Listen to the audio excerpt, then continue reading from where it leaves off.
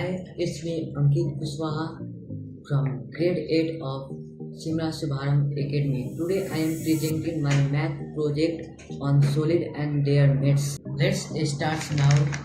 This is a net of bone. It has a circular base and a curved face. When I pull this thread, the 2D net folds and converts into the 3D cone